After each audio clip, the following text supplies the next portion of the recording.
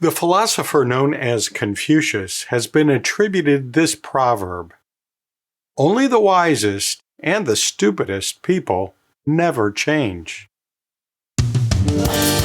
Welcome to the A&P Professor, a few minutes to focus on teaching human anatomy and physiology with a veteran educator and teaching mentor, your host, Kevin Patton.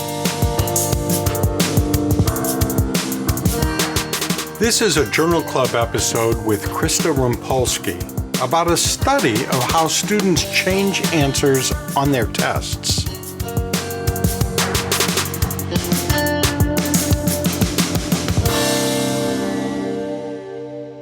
Well, here we are once again for another one of our favorite kind of episode, and that is a Journal Club episode. And so I'd like to welcome our Journal Club director, Krista Rompolski. Hi, Krista. Hi, Kevin. It's nice to be back.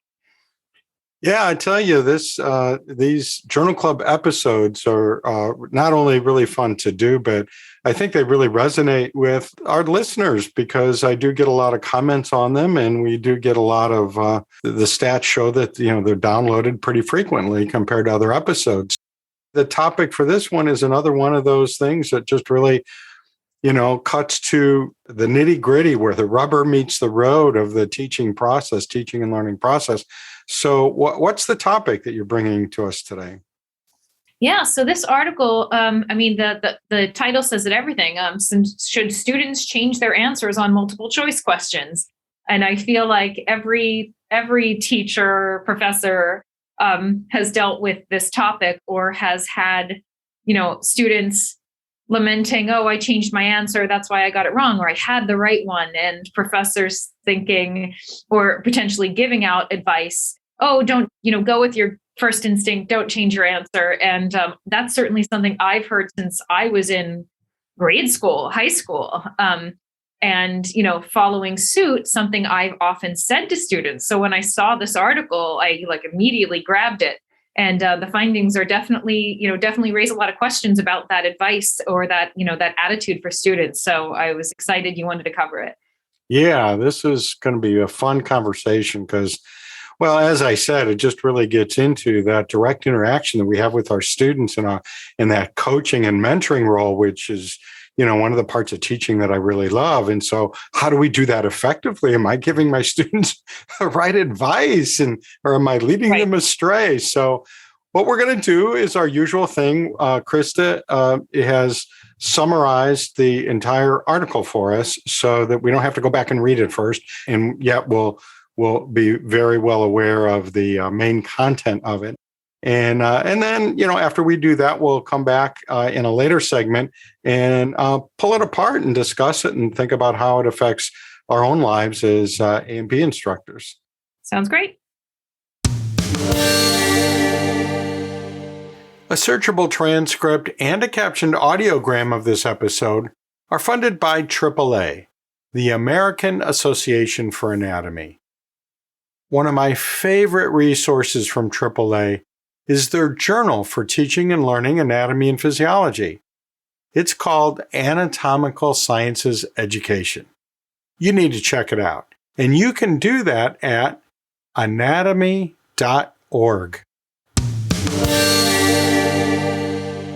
Should students change their answers on multiple choice questions? A study by Justin, Mary Kate Ellenchin, and Renee Surma of the Biology Department at St. Francis University in Loretto, Pennsylvania. Multiple choice exams are a pervasive feature of secondary and undergraduate education and are the primary question format for most standardized admission exams. Although there is substantial literature debating the limitations associated with these types of questions, students have little choice but to master this exam format to succeed in many fields of science education. Advice on test-taking strategies varies and is not always well informed by research. In general, the literature suggests that students should change their initial responses that they think are incorrect, but many instructors persist in advising students not to do so.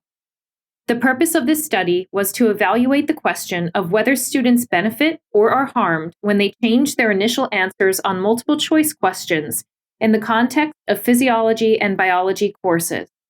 The researchers examined answer changing on examinations in undergraduate biology, human anatomy and physiology, and neuroscience courses.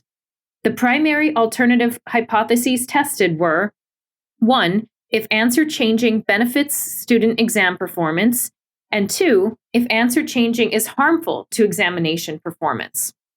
Through tracking individual performances across multiple examinations, they also evaluated the hypothesis that some individual students are consistently more likely to be harmed or to benefit from answer changing compared with the population as a whole. Finally, they conducted a survey to assess opinions regarding answer changing among students and faculty.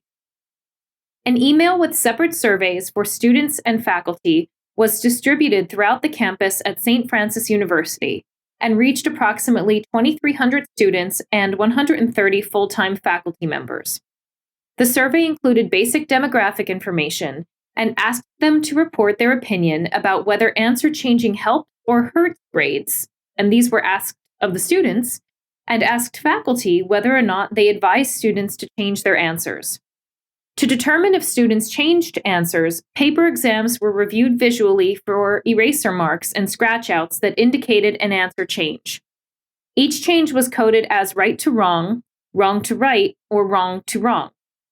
The researchers classified students by academic rank to see if they are more likely to change answers at different points in their academic career. 318 students and 97 faculty responded to the surveys. Across 2 exams, students changed their answers from an incorrect to a correct one nearly 3 times as often, and therefore benefited from answer changing across 2 exams. Some students were also consistently more likely to change answers than others. However, the consequences of answer changes did not differ across academic rank. The number of answer changes on exam 1 was a significant predictor of number of answer changes on exam 2, but this did not result in a repeated benefit. In other words, there was no evidence that some students consistently were harmed or helped by answer changing decisions in ways that were different from other students. A plurality of faculty, roughly 36%, reported a belief that answer changes usually harm student grades, whereas a slim majority of students, only 51%, believed that answer changing helped their scores. There were no differences in these opinions by sex or academic school or rank on whether answer changing was beneficial among students or faculty. A majority of students and faculty agreed that they receive or give no instruction on answer changing. And when advice was given, students reported, roughly 36%, that they were advised to change answers, but only 19% of faculty reported giving this advice. So, students may change answers for a variety of reasons, including reading errors, mismarking, confusion, or lack of understanding. Previous research has shown that student answer changes were most likely to be successful when a student in the moment has low confidence in their initial answer. However, it has shown to be less successful when confidence was low. Given the still pervasive opinion among faculty that changing initial answers harms students, the researchers argue that it is important that the results of studies like this are communicated to students and faculty. Students should be provided with evidence based on test-taking strategies grounded in knowledge, so that their knowledge of the subject, rather than test-taking ability, dictates their scores. Students should be advised to review answers and only change their initial answers if they are sure that is the correct course of action. The free distribution of this podcast is sponsored by the Master of Science in Human Anatomy and Physiology Instruction, the HAPI degree.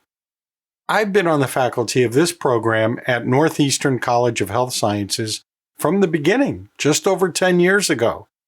And I'm still excited about all the evidence-based teaching strategies that our learners apply directly to all the major topics in the typical anatomy and physiology course. Check out this online graduate program at northeastcollege.edu/HAPI. That's HAPI, or click the link in the show notes or episode page. All right, Kevin. So what do you think? Well, I don't know. I had a lot of different reactions as I went through this. The first gut reaction I'm going to have to say is, and I hate to tell stories from the olden days, but I'm going to anyway, is when I was in high school, I used to hang out in the high school library a lot. The librarian who was there was always recommending books to me. And she came with this book that had just come in the library and she said, "You will be so interested in this book." And I'm like, really? Okay, I wonder what that's about. And it was a book on test taking. It was test taking skills. And I read it and it just blew my mind because I had never thought about there being skills to test taking. I thought it was a matter of whether you knew the information or not. Yeah. And so that really helped me in my test performance. And I don't remember, and I don't have a copy of that book. It was a library book. I returned it like a good library patron. I don't remember whether it said you should change your answers or not. But I know I had that idea in my head from as far back as I can remember. So maybe it did say that you should not change your answers. Because I had the impression that if you change your answer, it's very likely you're going to change it to the wrong answer. You should go with that initial gut reaction. And so I went ahead, with that idea in mind. And so then I did some training in education. I mean, I got teaching certificate and all that, did a lot of educational psychology, did all that stuff. So I felt like I was well prepared in teaching, starting out in high school and then later college and university teaching. And I don't remember anywhere in there really being taught a lot about study skills and how to teach those to students. Right. I don't think any of us really get that anywhere unless we seek that out, and attend workshops or do reading or whatever. And so I pass that information along a lot. And I have a couple of resources, some of which are on the web for my students to help them with their learning. And I remember a number of years ago, I have a page on test taking skills. I mean, it's just a real short summary. And I had in there this idea that don't change your answer once you have it, because you're likely to change it to the wrong answer. And somebody contacted me, an instructor contacted me and said, the research kind of shows something different, that's not really the case. And I'm like, oh, that can't be right. So I looked into it and they were right. So I took that out of my webpage on test taking skills and have gone further. And so I've been somewhat conscious of that since that time when I'm discussing things with students and kind of trying to listen for what they're doing and not doing. And you know what? I've never been satisfied with the advice that I give them. And they in this research paper, they talk about what advice we should give. And I think it's a good way to phrase it. And let me pull that out here. It was right at the end of the paper, very last line of the paper. I'm quoting them talking to students. So this is what they advise we say to students. Review your answers before turning in your test. If you think your initial answer is wrong and another response is correct, change your answer. I think that is good advice. I think I'm still a little worried about what I say beyond that because students, especially if I'm one-on-one, students will ask me more questions about that. Well, what if this, what if that, and so on. And I guess you have to take that on a case-by-case basis. But I really like how they attacked this question. And they did an attitude survey and showed that there's a big difference between the faculty attitude toward this and the student attitude toward this, which kind of blew my mind. And I don't know. I have a theory about why that may be so. They talk about, well, maybe because it's a different generation or something like that. And I think that kind of plays into, my take on it. I think colleges, especially colleges, are much more likely now to offer opportunities for test taking skills to students than they ever did before. And I think that might also account, so that accounts for the students having this attitude that changing their test answers is okay, or maybe even good. Because I think a lot of those workshops that they take or other opportunities about learning about study skills, books or pamphlets or whatever, handouts, I think those are mostly evidence-based. At least nowadays they are mostly evidence-based. And so they're getting this evidence-based information. And we're not necessarily seeing that unless we sit in on those opportunities or go through those materials the students are going through. And so here, we faculty are just sitting here with our own preconceptions, and the students are being taught the evidence-based strategies. And so I'm thinking that possibly has something to do with the difference there. But I think it's important because I really do believe that one of our major roles, besides leading students along the content of our course, the concepts of our course, part of that, and a big part of that, an important part of that, is we're mentors, we're coaches, we're facilitators. And if we're not facilitating or coaching appropriately, then we're not doing our job. And we might be harming our students in some ways, rather than helping them. So my overall impression was to convince me further that I need to hold back on this thing. My brain is still trying to hold on to. Yeah. Of, don't change your answers, or, well, maybe sometimes you shouldn't change your answer. And I don't know if I should even go that far. I think, Kevin, the problem, this paper was very black and white about look at the metrics, right? If they changed their answer, this is why it was good. This is when it was not beneficial. So, just to summarize from my audio, they changed from incorrect to correct 2.8 times versus correct to incorrect 1.0 times. So in black and white, purely data perspective, yes, it was almost 3 times more beneficial to change to the correct answers. So you could say, oh, then our advice is bad. I think we just have to have a more nuanced conversation about what should drive an answer change versus just change them or don't change. So something that they say, and they looked at in this, I forget how they measured this specifically, but it was, the answer change was more likely to be successful if their initial confidence in their first answer was low.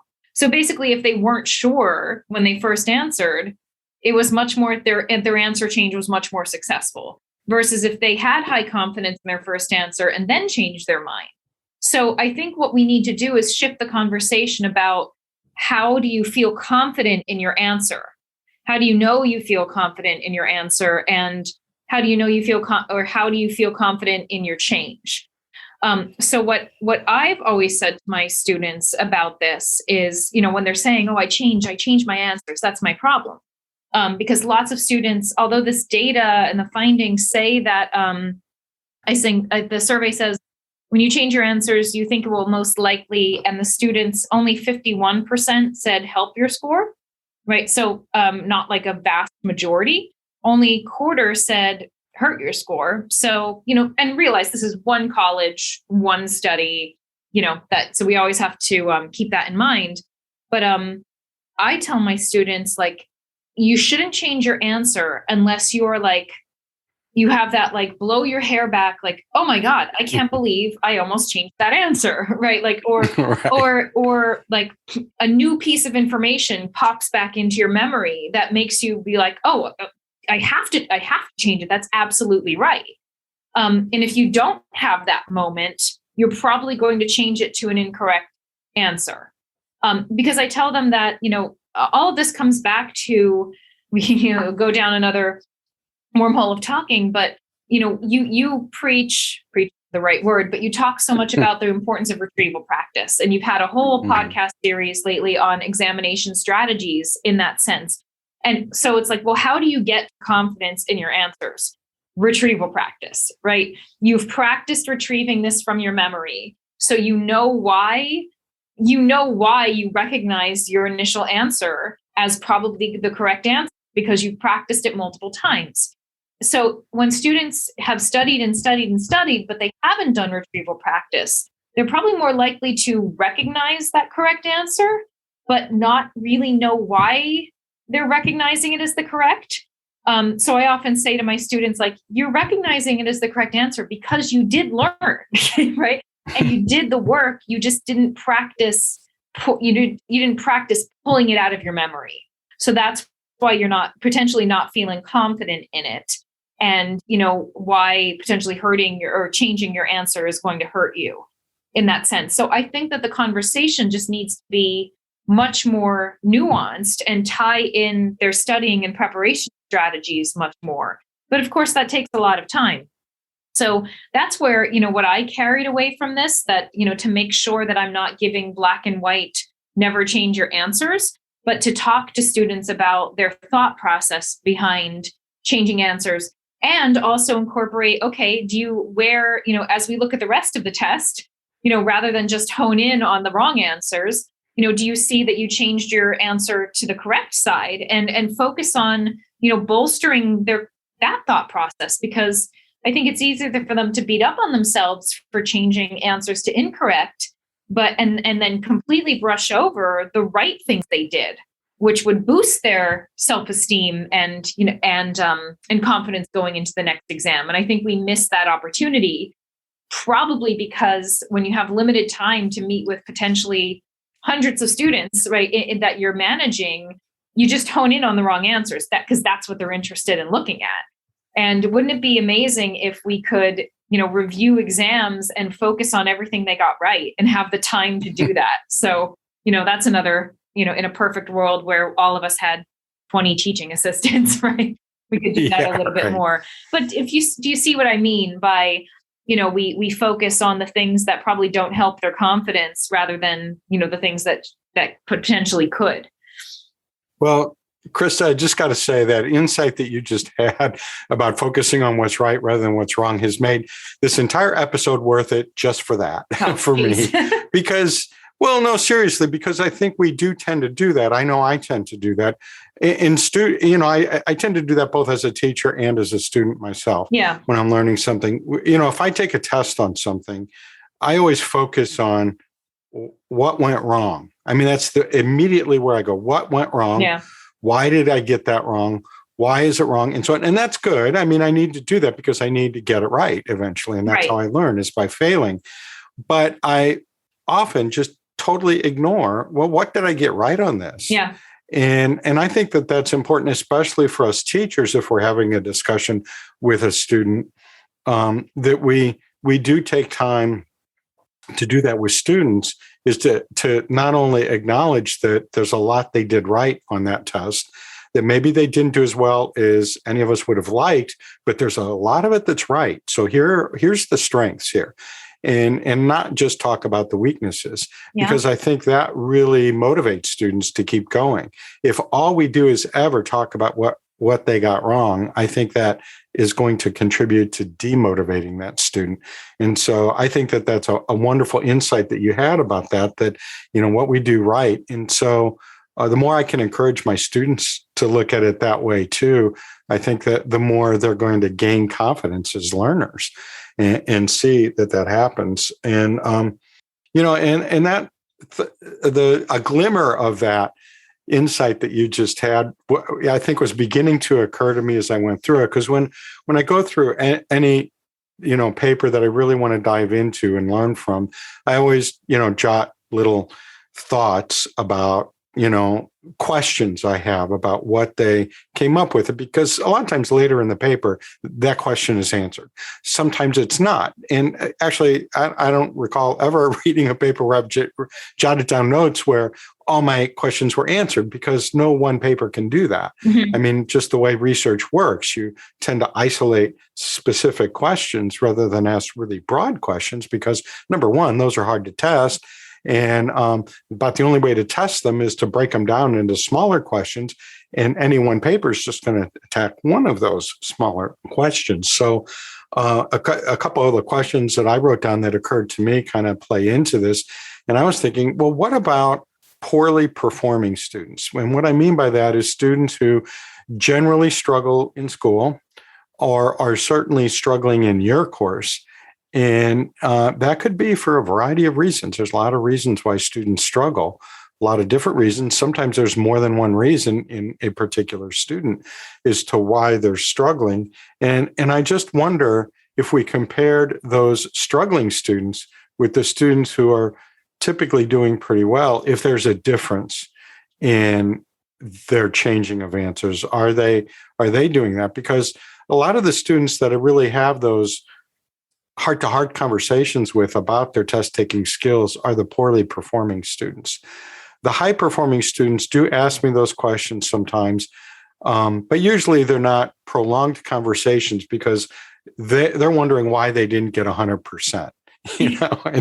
And so that's a whole different problem than why can't I pass this, or why can't I get that minimum of a B that I need to sustain to get out of this course and remain in my program or get into my nursing program or whatever it is.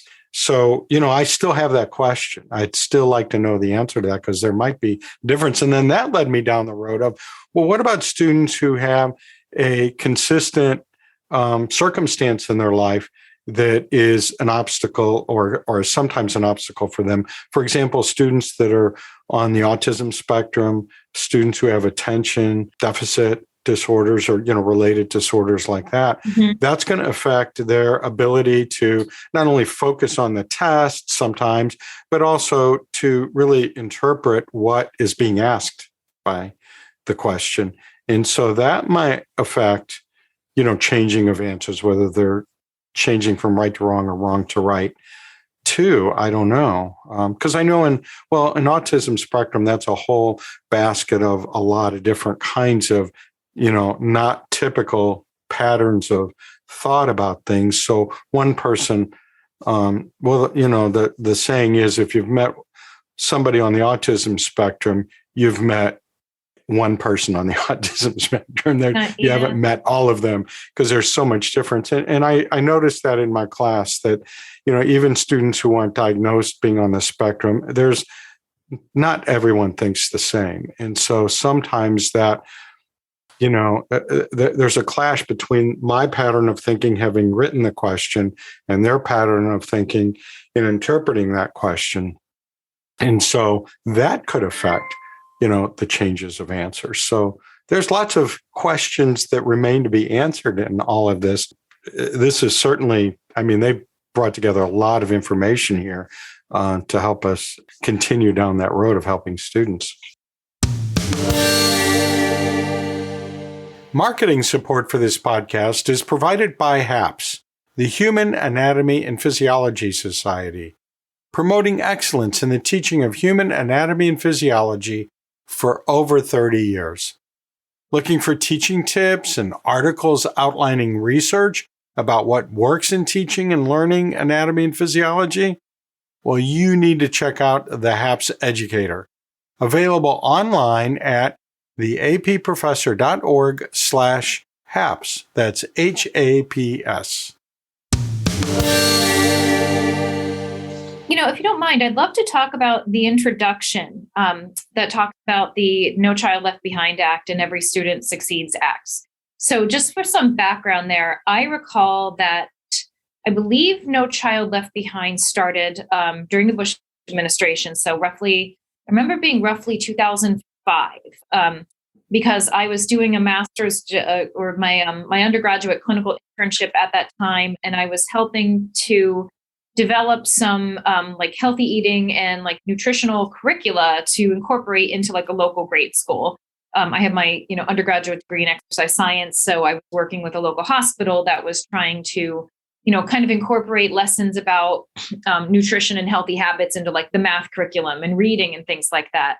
So I knew very little about it, but I didn't realize how much of those acts involve much more standardized testing and teaching and specific instruction on test taking strategies. So in the article here, it says, elementary teachers are incentivized to not only teach to the test, but provide specific instruction on multiple choice test taking strategies. And I was aware, and this says this, that the impact of test scores impact the evaluation of districts. So unfortunately, it sounds like the better students do, the more money these districts get, which basically creates this like snowball effect of, the students that need the most support are in schools that are getting the least amount of funding and support, which is so inequitable, but that's another conversation for another day. And certainly not being in the primary or secondary school, it's something I couldn't speak about with enough knowledge or eloquence to do it justice. But the point there is I kind of tracked, okay, when were those students that were maybe in elementary school, when did they hit my college classroom? And I noticed, so trying to do the math on that, right? Kind of like a 10-year difference potentially. So I noticed a stark difference right around 2015 in terms of the expectations and anxiety levels around tests that my anatomy and physiology students had. It seemed like overnight tests were terrifying. They didn't know how to approach them. And they not only, felt so much more anxiety about them, but they also had all these ideas and expectations about the test that had nothing to do with the content. So for example, it was like, well, I didn't think that was the answer because it was too straightforward. Or it was too simple. Yeah, right. Or, that couldn't have been the answer because A couldn't have been the answer because the previous two answers were A. So they were coming up with all these rationale that had absolutely nothing to do with the content. And I'm like, what is going on, prior to entering college that they have, not only all this paranoia, but all these assumptions about the test that I'm like, this was random. If you know the answer, you know the answer.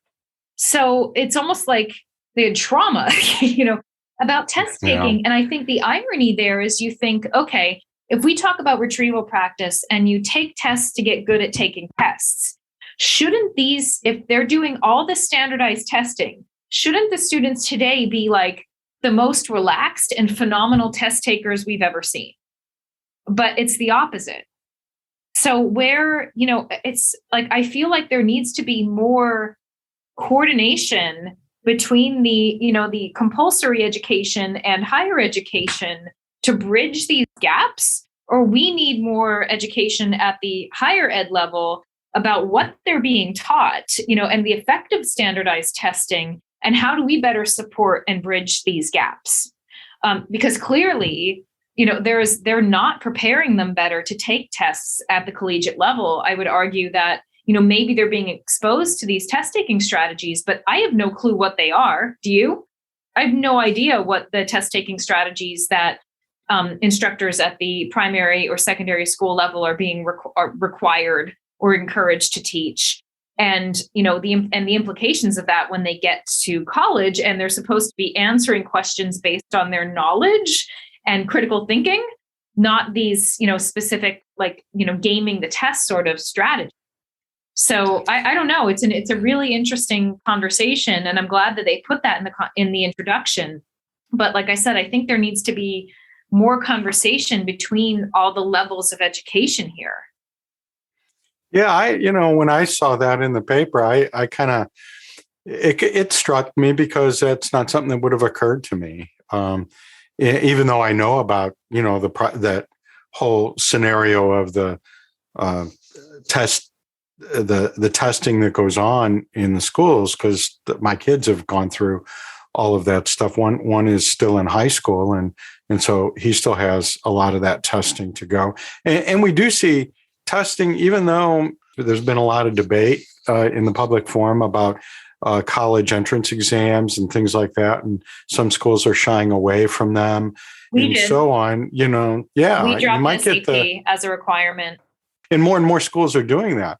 And I think we might be misled by those changes in thinking that, testing, standardized testing is going away in academia. And it's not really. I mean, I really think those are good myself. I personally like to see those kind of changes. But, certainly at the elementary and secondary level, I don't know if it's getting worse, but it's not getting better.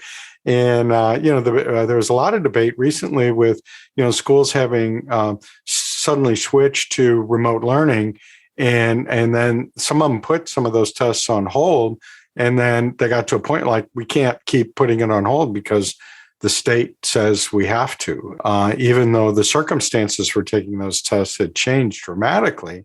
They were going to be compared to results from prior years where things were different, with no accommodation for that. And that just doesn't make sense to me, but, they never asked me. Yeah. But I mean, the point you're making is a good one. And that is that is kind of the be all and end all of their initial years of education. And I think students, that anxiety from the educators rubs off on the students. And so their anxiety level is increased. And then you also have some of these sort of misunderstandings and myths that creep in there. Like, you pointed out your examples of, there were, 2 A's in a row, so the third one couldn't possibly be A. And I think that probably students were coached that use test-taking skills. And, again, who knows what they were taught exactly. But I think sometimes, especially when you have an immature brain at those younger ages, you take to heart some things in a very literal way that shouldn't be taken so literally, that are really more flexible things. If you don't know the answer and there've been a bunch of A's, well, statistically, odds are it's not an A. So if you're going to guess, here's a way to do that. So maybe that's where that comes from. The much better answer, or the much better strategy, of course, is to know the material. So you don't ever have to fall back on these little tricks or strategies or whatever. And so it gets back, you mentioned me preaching about retrieval practice, and I'll take that term. I do preach about it because I really believe in it. I've done it for a long time, and I really think that retrieval practice, and not necessarily the way I do it, but any way that it can be done, I think really does help with that learning process. And that's what prepares you for the test. And now that, later in my teaching of anatomy and physiology, I had more and more tests that were online, and you could do them over again, online. And only my midterm and final exam were the kind of exam we're talking about in this paper here, where, it's probably on a scan sheet and got a lot of multiple choice items on it.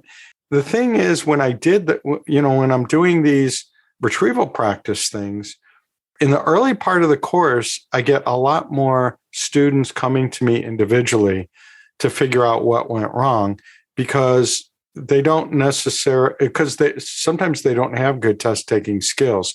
So they're just glancing at keywords and giving an answer. And then I have to coach them. Well, you can't just glance at the keyword. Yeah. You have to see, what is the question asking? And here's some tips on how to do that.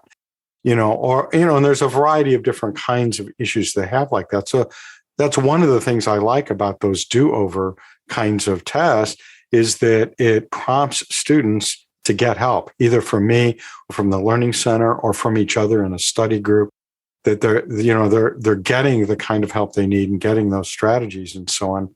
I think that does help a lot. But coming back to your point, I think test anxiety is a big factor, and that's one of the little notes I wrote in the side here. And they do address that test anxiety issue, that is a potential factor in how this all exists. Because my belief is that all students, including myself, have some level of test anxiety on every test. I feel like we need a journal club about that, because that was another thing that I've seen. That term just became catch-all over the years. Like there isn't it started as a few students would mention it, and now I feel like every student says that they have it.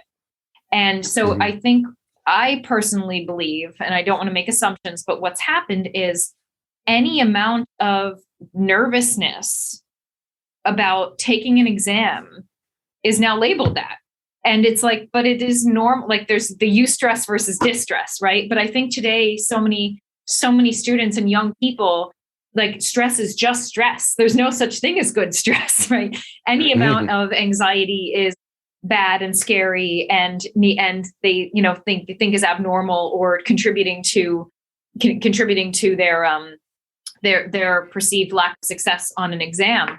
So I think, another, and this is like a whole other topic, but that I think we need to do a lot more work, with our young adults and younger students at basically just like imagine there was a class in grade school and high school that was like managing stress and anxiety, and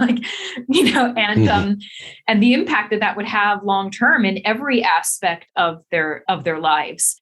And I realize that especially at the undergraduate level, for so many students that we teach that are intending to go into health professions, they kind of have to be obsessed with their grades because they need certain GPAs to even be looked at on a transcript. And I teach at the graduate level now, and we have cutoffs. So no wonder they're so stressed about their grades in that sense. I don't know. And I wonder how much, and again, this is another conversation, but I wonder how much dropping things like the SAT requirements will help or hurt in the long run. And I definitely was interested in hearing, without our episode going too long, hearing your thoughts on why you feel that dropping SAT requirements is necessarily a good thing. And I ask that because I'm doing some recent research with a colleague right now about mindset and growth mindset versus fixed mindset and the impact of that on academic performance. And overall, the literature shows there's very little impact on basically how much you believe your intelligence can change. A lot of literature suggests and makes an argument that intelligence is fixed and not a changed quality, and that we're potentially doing students a disservice by not acknowledging that, because it feels very uncomfortable to say, this is your intelligence. There's not much you can do about it. You can change your effort, but you're never going to potentially do as well as someone who is more intelligent than you putting out the same amount of effort. Kind of like athletics, right? Where some people are genetically, predetermined to be better, at certain sports. I just think that when we're thinking about inspiring and motivating students, assuming that intelligence, which is, potentially measured by something like the SAT, feels uncomfortable and feels like it creates disadvantages. So, like I said, that's a bear of a conversation I just potentially brought up, and we're getting away from the main topic. But it's all about it's all about testing, right? And how are we testing, and how are we, setting students up to be successful versus not? So I don't know. I thought it would be a good point to, or a good end point, just to see, because this is something that I bet a lot of listeners are, being faced with at their own institutions, dropping SATs or GREs and things, like what your thoughts are, or why you thought it was a good thing. And I'm not saying I don't. I'm just, curious to hear, your historical perspective.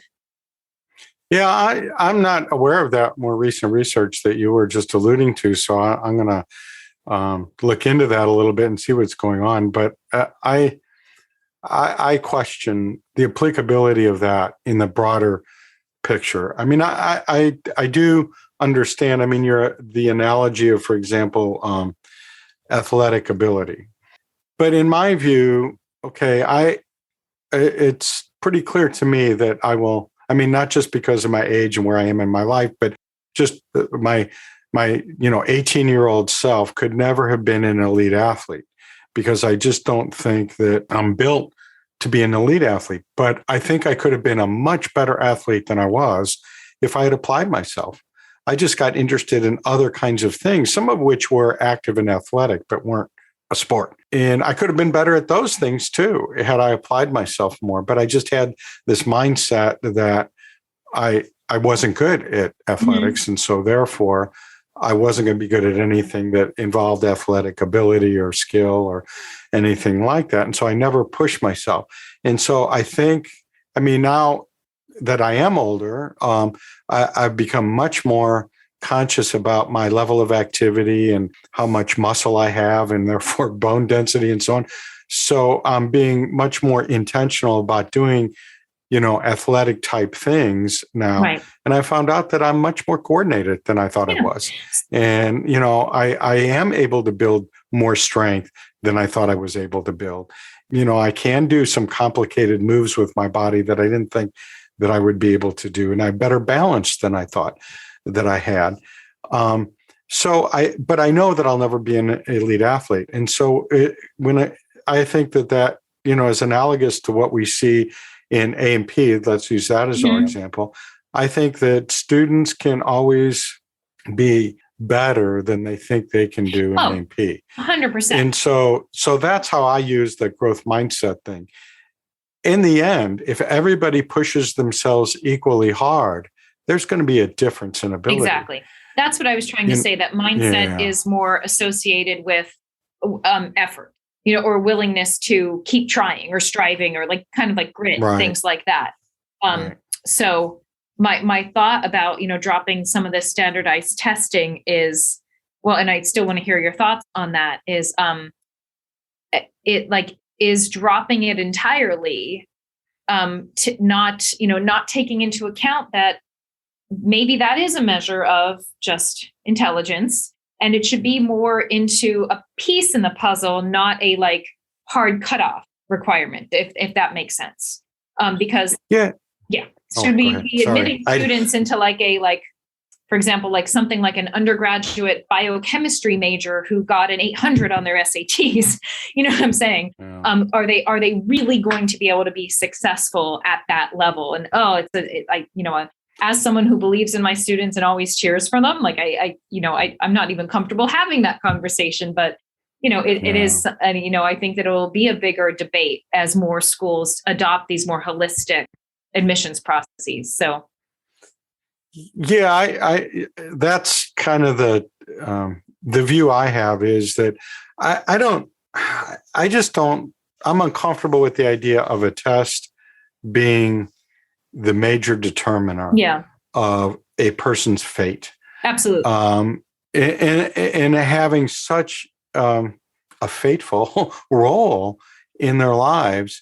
And so that's why I like some of these changes in terms of the SAT and ACT and so on, because number one, having written some test items beyond my course for different kinds of tests as standardized tests, if they're letting people like me do it, then they're not going to, we have to think about the fact that these are going to be imperfect tools. Yeah. I mean, no matter who it is, not just people like me who are not necessarily well-trained in test writing and so on.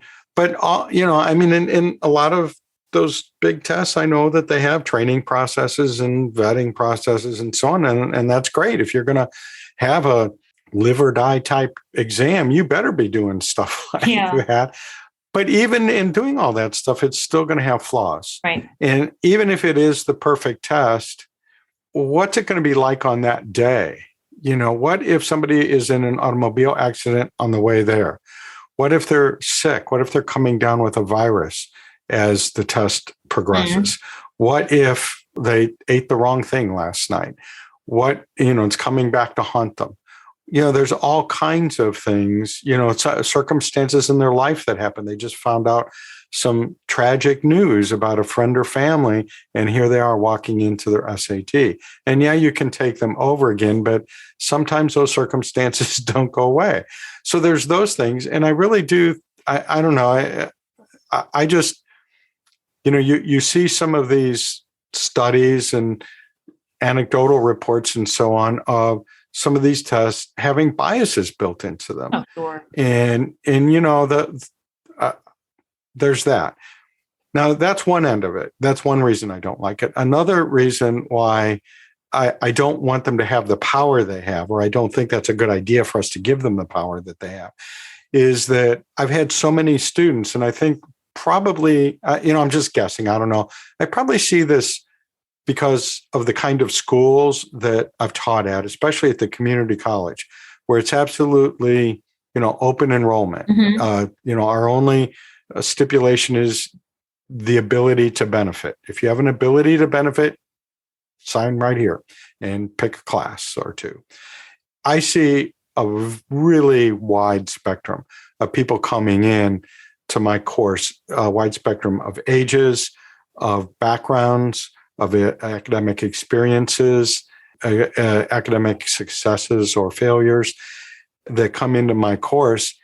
And I've worked with some students, and again, this is just anecdotal. I haven't tallied them up or anything or done a study, but there are more than a handful of students that I've worked with over the decades who don't do well on those standardized tests and actually struggle with test performance in general. But when you sit down and talk to them and have them, work through, give them, like, talk about case study. What if you had a patient who did this and so on? And what if their blood pressure was doing this? How do you think their stroke factor was going up, or stroke volume was going up or down, or, and they can do that really easily. They know the stuff. They just struggle with the test for whatever reason. I don't know what the reason is necessarily. I think that's what we need to understand more or do more investigation into. When a student can sit there and explain content to you and apply it, where is the disconnect on, a standard on a multiple choice exam? Because I have graduate students right now that I'm going through that exact same process. They're brilliant. They're going to be wonderful clinicians. No one doubts it. But tests are a real challenge. And it's like it's a real mystery figuring out, okay, we can't just throw them out, especially because in most graduate programs, they all have some version of a multiple choice board test, or other undergraduate nursing students have the NCLEX. So we have to prepare them to take these exams, but balance that, like you said, with, other types of assignments and assessments that accurately reflect what they know and what they're capable of. Right, exactly. And, that the older I get, the more I interact with our healthcare system. And, I have an elderly parent who has been interacting a lot lately, and I've been by her side trying to interpret what's going on. Mm-hmm. And, being an effective healthcare provider is not just about what you know. Oh, yeah. And how well you can apply it. It's how you interact with the patient. None of these tests are testing for the kind of personality traits and willingness to empathize that are what I think keys to being a truly effective healthcare professional. Right. So there's another rabbit hole we can go down too. So this is a great conversation. And, although it diverged a bit from the article, I think it was a conversation I'm often having with my colleagues, and I bet our listeners too. So definitely, hopefully worthwhile.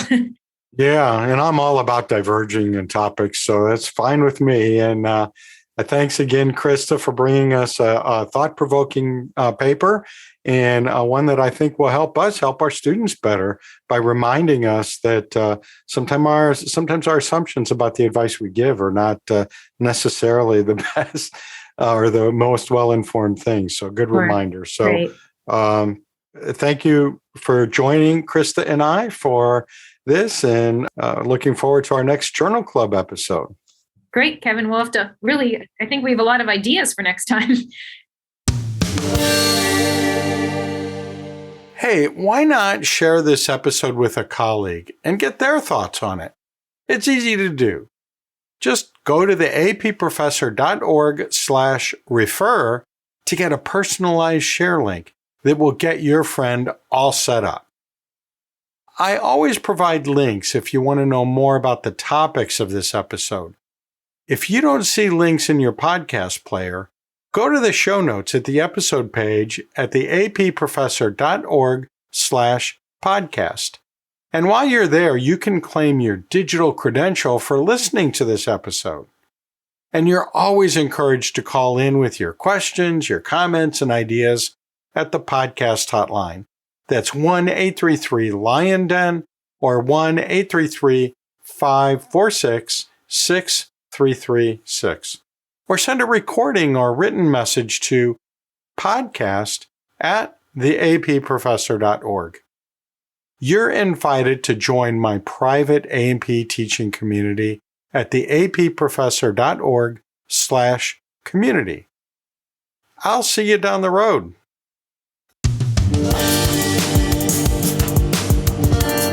The A&P Professor is hosted by Dr. Kevin Patton, an award-winning professor and textbook author in human anatomy and physiology.